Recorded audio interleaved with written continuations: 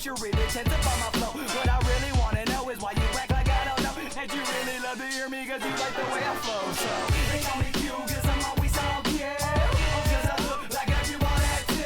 But keep in mind that I'll always be Q. And if you see me any different, then homie, that's cool. They call me Q cause I'm always on cue. Cause I look like I do all that too. But keep in mind that I'll always be Q. And if you see me any different, then homie, that's cool. Hey, yo, what up, what up, what up, what it do, what it do? It's your boy Q. We back, baby. We back. Look, I know it's been a minute. I'm gonna need to ask for y'all's forgiveness. I'm sorry. Actually, I was like getting ready to record this thing, and I was trying to figure out how busy I've been in March. And even though I haven't really done nothing other than like the couple of podcast episodes I did a few weeks ago, literally I've done like 13 pieces of content between the podcast for Frost Esports, the Meltdown, which we'll talk about in a little bit. Also doing some content for the high school league that I've been working with over at TEC. I think I've talked about it in the past over here on the podcast, but I'm usually casting over there Monday through Thursday. Now I'm doing stuff like their top play recordings, doing some of their like stuff that's put at the top of every broadcast. So kind of going over last week's results across all three titles, from Valorant to Rocket League to Overwatch. So that's been keeping your boy pretty busy. But we got a lot to cover, man. We got, majors galore. We got to talk about VCT. I'm not going to talk about that too much. We'll leave that for the end because I do also want to talk a little bit about VCT week 1 already starting up across the board for all of our regions this week. I'm going to leave that, like I said, for the end, man. We just had a fantastic major in RLCS. We've got quite a bit to cover as well as far as ALGS. I'm going to try and kind of move things along pretty quickly. I'm not going to try and take too much of y'all's time, man. Again, I appreciate y'all tuning in. I know it's been a minute. If it's your first time through over here, what up? I'm your boy Q, man. Like I was kind of saying, I'm a freelance shoutcaster. I work across a couple of titles pretty well, from middle school all the way up to pros. I cover the RLCS over in the SSA region on the main broadcast. I actually got to do the Limitless versus LG game over in the major this last weekend. That was a lot of fun. So yeah, man, your boy's busy. If you enjoy the vibes over the course of this podcast, whether you're listening over on one of the platforms that you are only on audio like Spotify or something like that, or you're watching on YouTube, if you're listening, check out over on YouTube, man. We do a lot of other content as well. If you're over on YouTube, man, though, hit the subscribe button. We're chasing down that first 500. We're getting really, really close, man. Once we get to that 500, when we do our streams and stuff, we got, some things that kind of get unlocked for the channel. So we appreciate your guys' support and all that. But let's dig into things, man. Y'all ain't here to listen to me talk about me. Y'all are here to listen to me talk about some esports, man. Let's get down and do what it do. This past weekend, we had the RLCS. Man, it delivered a banger of a major. I think everyone going into it thought that this was going to be a major that was kind of open for the taking, despite KC's dominance in the EU region. And spoiler alert, Carmine Corp didn't win, right? And I think it delivered on a banger of a product. We had every major region, and no disrespect to OCE, APAC, or SSA when I say that, but we had some SAM teams, we had some MENA teams, we had some NA and EU, so we had a little bit of everything. It looked like for a second we were going to have our final 4 potentially being from 4 different regions, but man, I'm kind of curious as far as with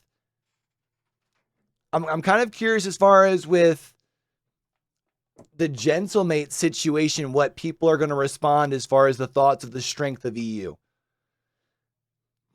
Basically going into this LAN, I think everyone had Gentlemates as like number 4 in EU, right? And they're the team that goes on, and they have a perfect run. They sweep their way through Swiss. They end up sweeping their way through the brackets as well. Well, not sweeping through the brackets, but when they went undefeated in the playoffs as well. And it's not like they had an easy road either. You beat Gen G, then you beat Carmine Corp, then you beat G2. I don't know what more you got to prove to show that you are one of the best teams in the world, man. So a big shout out to Gentlemates. A heck of a show. We're actually going to probably be doing a VOD review of the grand finals, or maybe even all of Championship Sunday later on the channel. I think that's going to be today. So this is probably going to be before you guys either see this or hear this, but I think we're going to kind of go back and watch that over because I only got to see part of it, man. It was Easter Sunday. But man, talk about a phenomenal major. And we got Carmine Corp versus Falcons twice, and neither of those was for the grand final, and neither of them made the grand final. I can't help but wonder for the people who love to talk about format and things like that, if this opens up the discussion for needing double elim on the backside of Swiss. I don't know, man. I feel like, and you got to remember both times that we saw the Falcons in Carmine Corp game as well, that thing went the distance, right? In the first time when they played in Swiss, it was best of 5, it went 5. And then in the start of playoffs, it went 7. This is, of course, Major 1, so maybe Major 2, you know what I mean? They switch up the format a little bit. But despite G2 being in the grand finals, I think a lot of people were worried about NA's performance on day number 1. Even with, how some of the teams performed technically in the win column. I mean, G2 obviously played Pioneers in the first round. Then they would end up having to play G2, and they are not G2. G2 played G2. Yeah, that works, Q. G2 ended up having to play Gen G, where Gen G took yet another series off G2. You start to worry about G2 a little bit. Then Gen G doesn't look that great against Carmine Corp. NA did have a bounce back. I mean, even LG, right? They struggled a little bit. Like I said, I did the LG Limitless game to start off day number 2 of Swiss. And, I said on the stream, I thought that Limitless stood a chance if the LG team that showed up from Thursday also showed up to Friday. And that ended up not being the case.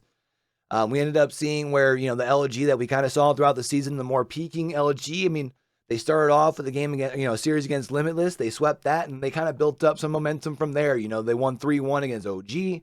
Then they went the distance against Vitality. I thought LG looked really, really good. I think they kind of redeemed themselves for the rough start, obviously, on day number 1. Gen G also redeemed themselves. I mean, heck, they got themselves into that Swiss, right? And I would even say OG to a sense, just in the fact that they unfortunately had to go against LG, who was hot. I think OG looked pretty decent on day 2 from their bounce back as well. So I think for the NA fans who were maybe a little bit worried after day number 1, I think they looked decent. We'll be interested to see what conversations look like now that we know that G2 has the potential to get there. And how does that feel? Again, you lost to, the 4 seed. You didn't beat Vitality to get there. And a tough game 7. Maybe you argue that championship field going to overtime was kind of a 50-50. Also a couple of the wins that G2 took. 3 of the 4 wins that G2 took against Vitality were overtime, which just shows you how good of a series. In a best of 7, when you get 4 overtimes, including in game 7, talking about an instant classic. I'm going to be excited to watch that one back in full because I only kind of got to watch it in bits and pieces during Easter stuff. But interested to know your guys' thoughts. What's your initial thoughts as far as reactions? Is NA looking all right? Is EU not as strong as we thought? Do we feel like the gap has kind of been closed with some of the other regions? Because I do think Sam looked good. I do also think that obviously Mina looked good. Falcons were, really close to at least getting themselves into another top 4. I'm going to be excited to see what comes around Major number 2. Should be a banger, man. I feel like there's a lot that's going to be on the line. Also, interesting note, it was a show match after the grand finals? No, it was after Swiss brackets on Friday. Limitless and Elevate played against one another since they did not cross paths during the Swiss stage. And Elevate lost 0-4 to Limitless. So I think we've seen that SSA is starting to close the gap. I think we can probably all credit part of that to the fact that they have been seeing more competition this year from some of the import teams coming in trying to take that one spot from SSA. I also think that their coach, I talked about it over on the mainstream before the LG matchup. I think their coach has them really playing more of a team-oriented style, whereas in the past they just kind of were able to take advantage of the fact that they had the 3 best players in the region playing with one another, right? So I'm excited to see that gap closing, especially too because we're seeing smaller regions like OCE starting to perform as well, which lets you know what the potential could be, especially for a region like SSA, which is still very much developing. So really excited to see that, man. I felt like it was a great weekend for RLCS. I don't know about you guys. It does make me wish that we had an additional split like we did in the past. You know what I mean? Unfortunately, we're already halfway through the season. And it's crazy to think that they only got like 2 weeks off. They're going to get them starting right back up. I think the second week of the first regional is at the end of this month, because I am recording this on April 1st. No, it's not an April Fool's joke, but when you saw that I posted up another episode, what up? Appreciate ya. I should have saved that joke for the beginning, shouldn't I? Man, we're 10 minutes through this thing. I guess technically like 7 because of, yeah, something around there. Anyways, man, I really feel like the major has me excited for the rest of the regions, to keep an eye on the rest of the regions for RLCS. Again, just in the fact that EU, your 4th ranked team, is the one that won major number 1. They beat Carmine Corp after Carmine Corp had their perfect split. I mean, that series did also go to 7 as well. I gotta say, what do we get? 1, 2, 3, 4. We had 4 game 7s in our 7 games, or in our 7 series of playoffs. 2 of those other 3 went 6. So when you look at the playoffs, the 7 playoffs, when you look at the playoffs here, the 7 series, I mean, all of them delivered. I even feel like a lot of the last rounds of Swiss were really good as well. I mean, the Power Rule 1 series was fantastic. Even for a 4-game series, the LG OG series, as well as the Falcons Vitality series, all were bangers, man. So I think we're seeing that seeing that gap is closing, which I think leads to us wanting to have more international play. Hopefully that means in, maybe these upcoming years, we can get ourselves that 3rd split back. Because I think we're in a spot right now that there's a lot of, because of how close the gap is, you run yourself 3 or 4 majors over the course of a year, you really could see 3 or 4 different champions. I don't think we see teams really establish that dominance on the international stage anymore. I think the gap is gone.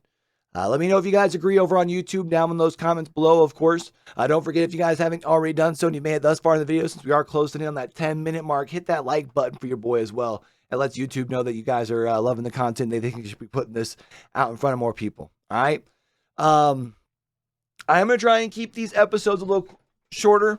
I know in the past I had some getting closer to an hour, maybe when we have more fresh news to cover, but I don't want to really go too deep into some of the stuff like Masters Madrid. I know most of you guys have heard about Masters Madrid. Y'all know, what the results were, so I don't want to cover it too much, but I did want to give you guys kind of my opinion as far as just in the fact that Masters Madrid 1 was an absolute, another kind of like talking about the RLCS, an instant classic, man. If y'all didn't get to check it out, y'all need to, and y'all need to quick, because VCT week 1 starts up in 3 days. So when you're hearing this, if I get this out on Monday night, literally EMEA starts in 2 days. It's wild. Which is cool after having the prolonged esports winter. You know what I mean? Now that we've had our first LAN, VCT getting right into it. And then, like I said earlier, RLCS starts up here in a couple of weeks. So this is going to be a really good time going into spring and then into summer, man. We should be seeing a lot of content. As far as for the esports lovers out there across a couple of different titles, no one will be trying to keep up with some of that short form stuff over here. The next couple of weeks still might be a little dry, kind of like they've been in the past, just because of the fact that your boy is pumping out quite a bit for TEC. Also, your boy is going to start doing some other content, working over in the redacted region for the redacted league, doing some redacted stuff. Hopefully, I'll be able to announce that stuff soon, because it should be really, really cool. I'm really, really excited. Not at all related to VCT, by the way. That's not like an April Fool's thing. It's not related to VCT. But before we talk about, I just want to say I'm excited about that. Actually, before we talk about VCT Masters, let's bring it back.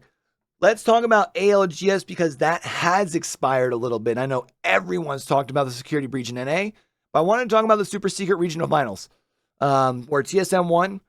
I don't want to talk about that much either, but I just want to bring up some of the irony, right? It seems like every time TSM needs some help, they always get it. The script's getting old. I want something new. So hopefully when we get to, Los Angeles for a LAN, I need a new champ, dog. The script's getting old. I love dynasties, and I know it's, them versus Dark Zero. I would really like to see a region other than NA win this one.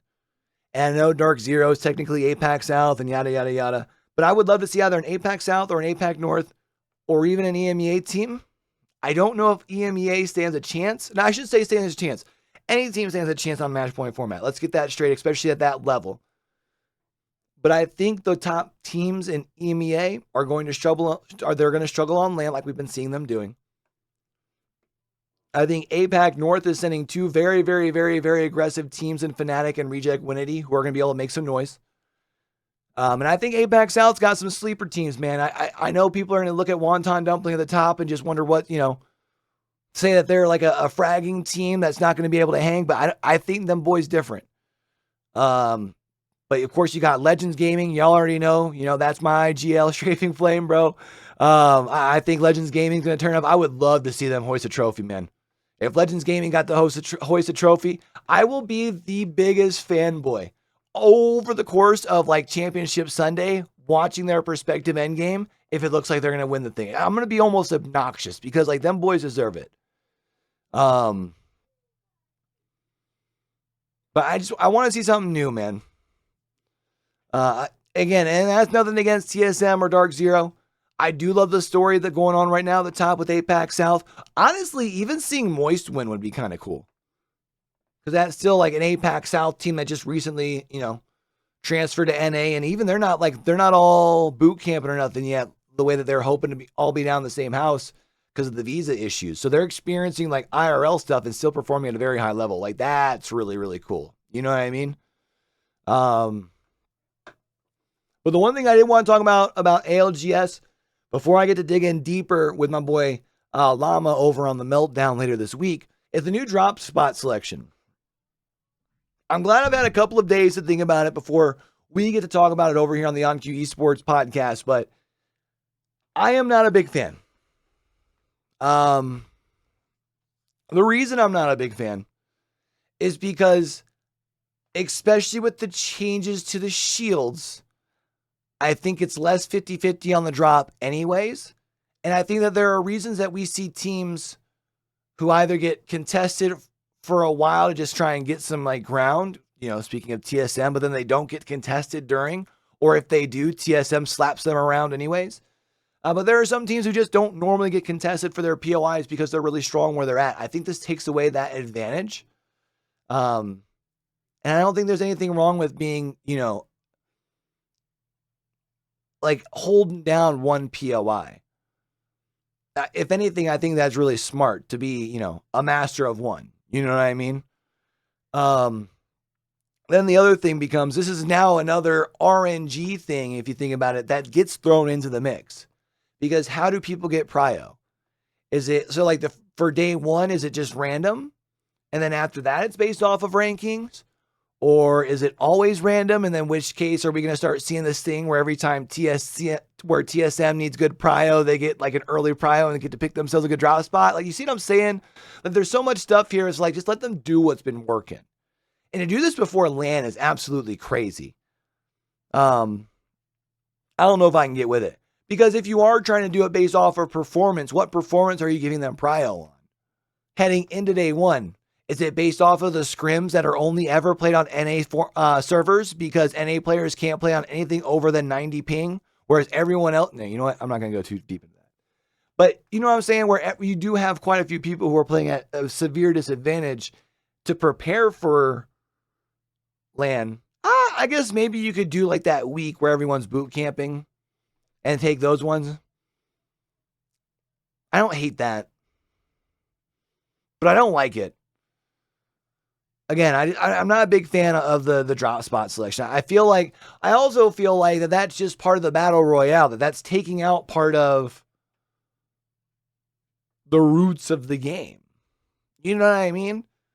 You already kind of took out the whole RNG factor with the armor, which I think we can all agree from a competitive standpoint. I think we all at this point, having seen it in effect, agree that it's a better change. But now you're taking out the drop too. I don't know, man.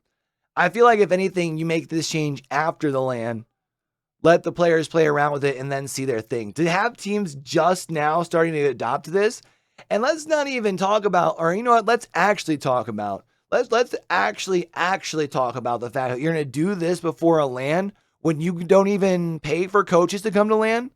You're making a change before a LAN that makes coaches that much more of a benefit to have and you have these teams that aren't signed by orgs and aren't getting covered by EA or Respawn to make the travel to LAN, but now all of a sudden having a coach gives you that much more of a benefit. Do you see how wrong this is? Or am I just overreacting? I need y'all to tell me down in the comments, all right? Because when you see these, because it's been a consistent thing we have seen LAN after LAN after LAN, as these coaches tend to put up these GoFundMes just to get to LAN. Their teams have qualified, they need a GoFundMe for them just to get to LAN. And now you're going to make this change before LAN, where all of a sudden now coaches can have that much more of an effect. I don't know, dog. I can't get with it. Again, let me know what you guys think down in the comments below, but it's just something I can't get with personally. It just doesn't feel good. I feel like it takes out a core element of the game. Maybe it's one of those things that after I see it, in practice, maybe my mindset changes. I don't know. It makes me worry more and more about like the future of ALGS, just in the sense of like, where are we going with things? Like we already had the whole security breach, which I didn't really want to talk too much about, right? But then you do the whole in private thing, which just tells people that maybe even you aren't sure that the servers are secure. I don't know, dog. Again, I know those are two like kind of like they're not really the same thing. They're not linked directly, so to speak, but there's just a lot of decisions and stuff that have me really concerned, which sucks because I think ALGS in particular, the esport, has something so unique and special, especially the very much grand final, the spectator in person, the match point format is so cool because you just you get to this point where you really are cheering against anybody who could win it because you want to see another match. Like that's something you don't see anywhere else, really. I don't know, man. Because I would love to. I think ALGS has the potential to be a long time esport, especially with where it sits at compared to everything else in battle royales. I don't know if this changes it, big dogs. I don't know. You guys let me know down in the comments. But now we'll get to VCT, because that also just recently happened. But I'm only going to very briefly talk about the Championship Tour Masters Madrid, because I do want to talk a little bit about the previews of week number 1. I think week number 1 has some good matchups in it, kind of across the board. Because I think both kickoff tournaments, which I think we previewed in the last episode, maybe, possibly, did we? I'll have to go back and look. I honestly don't know. I know it's been a little while, and again, I appreciate y'all's patience and the fact that y'all have tuned back in, and you've even made it this far, 20 minutes into this first podcast back after like 2 or 3 weeks off. I really appreciate y'all, man. But VCT Masters Madrid, I don't want to sound like a broken record from RLCS, bro, but like right now is a really good time for esports. Masters Madrid showed us that the gap has been closed. APAC looks so good. I know NA, ended up winning, and don't worry, I'll do my send apology by the end of this thing because I definitely feel like I owe them one. But you had no EU teams making playoffs, which I think, for some people, they'll go, well, yeah, Na'Vi and Fnatic weren't there, so of course they aren't going to make top 4. But I do think that Heretics and Carmine Corp both show that they're relatively close.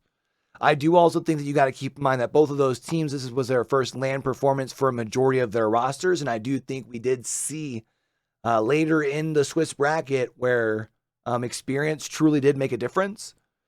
But I am going to be curious, speaking of no EU teams making the top 4, making the playoffs, I'm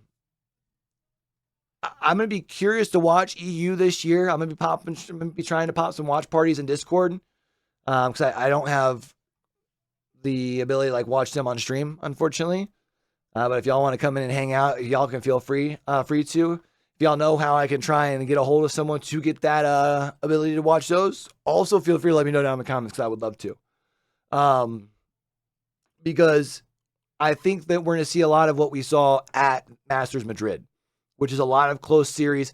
Even in some of the 2-0 series, like the map count, the map count might have showed 2-0, but the round differential wasn't much. It's even shown in the fact of like your top 8, like what your top team round differential. well, okay, Loud had a plus 26, but they also played FPX and EDG. And we'll talk about China here in a minute because I don't think that they really had a good performance. But I also think that they're kind of trying to catch up to where most of the other regions are anyways. I think that's a whole nother discussion. Plus, I don't think EDG was that far off. I just think Loud diffed them as far as the experience in their matchup at the end of Swiss. I just think Loud came prepared. 13-2, 13-3. I just think EDG kind of got caught up in the bright lights. And also Jing, or not Jing, for Paper X, Jing just, I don't think, I think you got to keep in mind with him being away, there was the change with Monette. And Monette popped off though. And he did look good. But I think it was the feeling and the flow of how the pace of the play was. Something felt off. But the good news for PRX is they get Jing back. They actually just recently released that. I didn't put that in my outline, but I remember that now. Is apparently has some health condition where he's not fit for duty, but he is able to play VCT.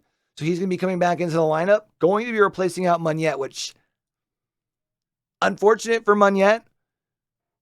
And also you got yourself a high bar here that you're going to have to now stay with to say that this roster change was worth.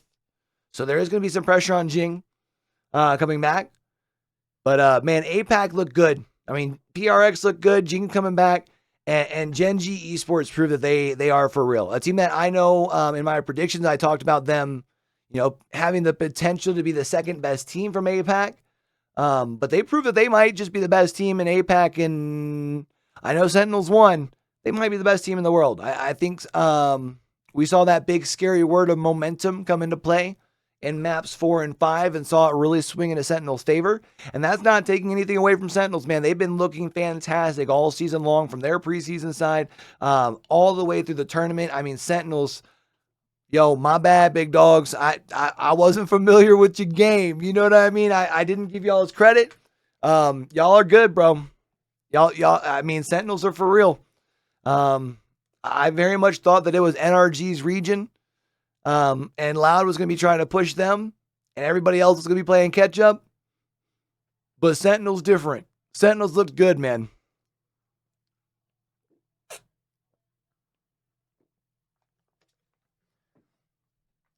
But speaking of looking good, that kid Karen, is that Karen? Karen, I think is how I heard it being pronounced. That kid might be the new Demon 1. Remember last year, Demon 1, they were talking about maybe trying to get him out to Sao Paulo for NRG. And started popping, kind of struggling. Don't be surprised it struggles a little bit to start the season. A little overconfidence, but then pops off towards the end of the year. I think we might see a similar sort of trajectory. So I'm going to be really keeping an eye out for Gen G. Pacific also will be doing some watch parties for. And keeping an eye on Gen G. But again, man, Sentinels, my bad. I wasn't familiar with your game. Tens is the GOAT. 3 seasons. What was it? 1,000 some odd days. They're back raising the trophy one more time. And Zekin, dog. Zekin absolutely showing that they belong on the big stage. He, really leading the charge. Not just in game, but I think the stage presence from Zekin. Every time there's a big round, really riling up the team and helping bring together that momentum. It's one thing when in-game momentum's going, but then when the vibes are high and everyone's, starting to pound on the chest and they're feeling themselves, that's when everything else just comes easy. And it looked like that's what worked in Sentinel's favors, again, in games 4 and 5. Not to discredit them with their comeback. I'm not saying that Gen G was a deserving champion. I think Sentinels were the champions and they deserve to be the champions out at Masters Madrid. But I do think Gen G show that they're right there. That scary word of momentum, man, that thing they can bite you sometimes. And it looks like that's exactly what happened to them. So hopefully they can kind of take that as a learning lesson. I think Gen G will definitely be back. I think it's going to be them, PRX, and they're going to be looking for a third team in the region. should be really fun to watch. I'm excited to see kind of how things happen, but let's kind of take a look real quick at stage 1 because it's starting off already this week. Pacific obviously being more in the mornings for my NA viewers, and like I'm talking like early morning. And that's going to be starting on the 6th. That's Saturday. I hope I just didn't like absolutely hiss and pop and kill y'all with precedence. If I did, that's absolutely my bad. Saturday morning. It starts off with Global Esports versus Zeta Division. That's at 4. That game should be fun. I feel like if you asked me for the April 6 games, I probably would have put Team Secret and DRX as the opener. I do think I'm going to try and watch Bleed versus Talon. If I can catch as many Bleed games as I can this year, like, bro, I want to see Ye do good, but I don't think, I feel like Ye's donezo, chat. Fraud watch is what we're calling it. Same thing with that boy Artist over in EMEA, if we're being honest. But when we look at the rest of the week, because it does run through the 9th, so that means it'll be through Tuesday. And if we end up recording this either Monday or Tuesday, it'll either be the end of it, or I will only have like the last week worth, or last days worth of games that I won't be able to at least give y'all like kind of a quick review on. But I mean, I feel like DRX has a chance. This is their doubleheader week. They got Global Esports. They got Team Secret. A good way for them to start 2-0 after having some of their roster changes. You know what I mean? I feel like DRX has got to get their swagger back after the little bit of a falter, because I do think DRX wants to make sure that they're going to Shanghai for the next Masters. You know what I mean? So we've got DRX having their doubleheader. I also think that the Gen G Talon game could be interesting, just because I want to kind of see one more time how Talon's doing. I don't think we got to see their best performance, and who better to kind of test them against than Gen G right now.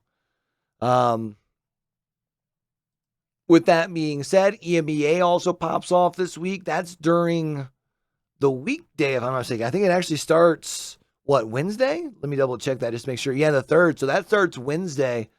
You got Carmine Corp versus Giants. Carmine Corp should take that. Team Liquid versus Koi. You would imagine Team Liquid takes that. I'm excited for Thursday's games, though. If I can pop a watch party, at least heading into TEC, because I know there are going to be some TEC middle school games on Thursday. But the Vitality Na'Vi game, I think, will be really, really good. And then you also got Vitality versus Team Heretics. Heretics get to prove themselves once more against the region's best. And then on Friday, you've got Team Liquid versus Foot Esports, which should be a banger.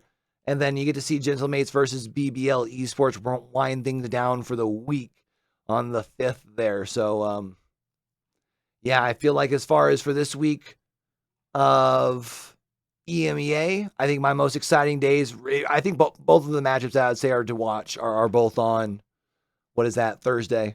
So I'm definitely going to be tuning into those, trying to keep up with them as much as possible.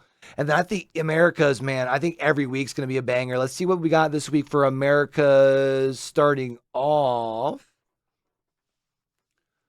Oh, yeah, pretty solid across the board, man. Cloud9 versus Leviathan to kick things off on the 6th. So that's going to be on Saturday. So was that Saturday, Sunday, and then one game on Monday for America? Because their super week is week 3. Oh, is that what's going on in Pacific and I didn't realize it? Is this their super week? They're kicking off with super week 1? That has to be the case. No, they don't do a super week. They just do a shortened season? 5 weeks as opposed to, what do we got going on in Americas? Stand by, chat. Internet, give me some issues. I'm confused. Anyways, doesn't matter. But yeah, we got Cloud9 versus Leviathan, which should be a really, really good matchup. I'm excited to watch Leviathan bounce back. And then NRG versus Loud on opening night on Saturday night. Should be around 8 o'clock Eastern time.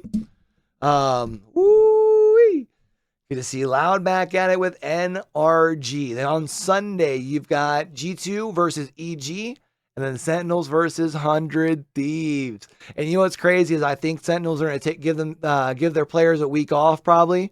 They might have a little bit of championship hangover. Don't be surprised if 100 Thieves walks away with a dub on that one. I wouldn't overreact if they do. It'll probably be a 2-1 if they do. I don't think it's a sweep sort of material. But don't be surprised if that happens. And then on Monday, we got Furia versus Crew, which should actually be better than I think a lot of people are going to give it credit for. And then chat, I'm not trying to be rude. Why you gotta be so rude? Why you gotta fool man true? Or whatever he says. It's just hard to keep up with multiple regions. I'm gonna keep it a buck with y'all. And China's already, adds a different time zone. We might peek in on it a little bit, but I think for real, we kind of know that EG, FPX, and I feel like Billy are like the 3 teams that are going to be competing for the 2 spots. Oh, they get 3 spots this time around. It's probably going to be those 3. You know what I mean? If it looks like anything different's changing, maybe we'll talk about it. I'm not gonna lie to y'all, bro. There's a reason I haven't been able to upload an episode in a few weeks, man. Your boy's busy, and it looks like we're gonna be picking up some more work. Like I said, working on the thing I can't talk about yet, which I'm super excited about whenever that announcement does come out. Because that'll be more stuff that's gonna keep me busy on a weekly basis. Sometimes more so than other. But yeah, man, that gets us caught up on RLCS, VCT, ALGS. My homie Llama's getting me to watch a little bit of League. I'm not gonna lie. I'm digging it. I don't feel as stupid watching it. I'm not gonna be watching it all the time. Probably not gonna be covering it. But it's something that's fun to watch. If you guys are League fans, let me know down in the comments below. But I don't think I don't know if I can really add much more to my plate. I think I'm covering the 3 esports that I'm really passionate about right now. We'll cover some of the other ones, on a little bit of here and there basis. Maybe even bring in people like Llama if we want to talk about, League heading into the next, or into, I think there's another, into the next LAN or whatever. Do stuff like that. But not where I'm talking about it all the time. But let me know what you guys also think about, kind of more accelerated, broken down episodes. Before I know I was going a little bit closer to an hour, I think. Trying to keep these things between 30, 40 minutes, something y'all can do on the drive into work, do for lunch, stuff like that. Let me know, man. Again, I'm going to try and keep these things more consistent, trying to keep up at least the 1 podcast a week. I know when I first started, I was doing the 2, and maybe we'll get to the 2 once TEC's done. I'm not going to make any promises. But I think I want to at least make sure we're getting the 1. That way we can chop some things up, put them up on shorts. When y'all see the shorts, man, even if y'all have watched the full episode, watch those shorts for me, man. Help your boy out with the watch time. Hit the like button, leave a comment. Remember, every time you leave a like and a comment, whether it's over on YouTube, Instagram, even if you see my post over on Twitter or something, that just lets the algorithm know they should be putting that stuff more front of more content. With us doing a more broad niche of a couple of different esports, every like and comment really means a lot, man. So I really, really appreciate y'all. We're chasing down that first 500 over on YouTube, so help us out there. If you're listening to it on one of those platforms, Spotify, stuff like that, where it's only listening, leave a review, 5 star. Well, you don't have to leave 5 stars, but leave me a review, man. Let me know what you guys think. Hopefully I earn 5 stars from you guys. And we'll be back next week, man. Appreciate y'all tuning in. Till we catch y'all back for the next one. Don't forget, with everything crazy going on in the world today, be true, be you, be sincere. Game hard and love hard. All right, y'all. Love you guys. I'm out of here. Peace.